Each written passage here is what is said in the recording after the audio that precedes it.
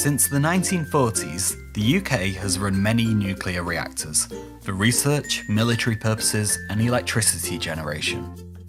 These reactors all use uranium as fuel, housed inside of a core made out of graphite blocks.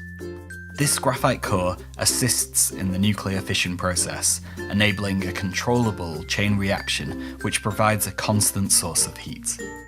This heat is then used to turn water into steam, which in turn drives turbines to produce electricity.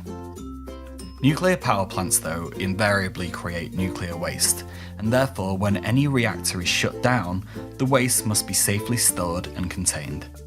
We then simply have to wait for it to stop being radioactive. However, this takes thousands to millions of years, making it a long-term safety and financial commitment to maintain and monitor. Because of our use of graphite-moderated reactors, the UK has created almost 95,000 tonnes of radioactively contaminated graphite blocks. This graphite is just one form of carbon, a common and stable element, but having placed these blocks in a high radioactivity environment, some of the carbon is altered by the nuclear energy, turning it into the radioactive isotope carbon-14. The carbon-14 will eventually turn back into normal carbon once its extra energy decays away, but this is a lengthy process, and the radioactivity of carbon-14 halves once every 5,730 years. Recently, scientists from the University of Bristol's Cabot Institute have demonstrated that the radioactive carbon-14 is concentrated on the outside surfaces of our graphite blocks, meaning that it is possible to process them to remove a lot of this radioactivity. By heating them, much of the radioactive carbon is given off as a gas, which is then collected. The remaining graphite blocks are still radioactive, just less so, meaning that they're less of a problem and less of a cost to deal with.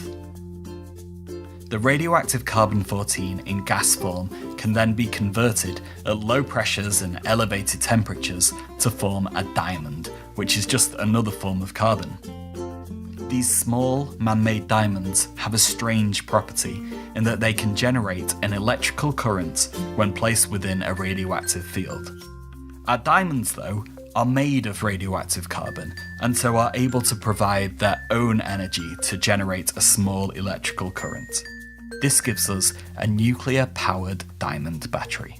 For this to be used safely, though, another non-radioactive diamond layer is formed around the radioactive diamond, completely absorbing all of the dangerous radiation and converting it into even more electricity, making it near 100% efficient. There are no moving parts, no emissions, and no maintenance, just direct electricity generation. And since diamond is the hardest substance known to man, no other material could easily offer any more protection to the radioactive carbon-14. On the outside, only a tiny amount of radiation can be detected, but this is less than what a single banana emits, making it perfectly safe to handle. As we mentioned, the radioactivity of carbon-14 halves every 5,730 years, meaning our diamond batteries have an incredible lifetime. They would only reach 50% power in the year 7746.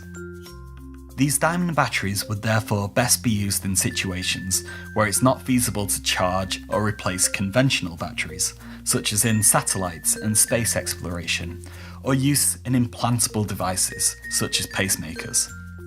In fact, there are so many possible applications that we're asking the public to make their own suggestions using the hashtag #DiamondBattery.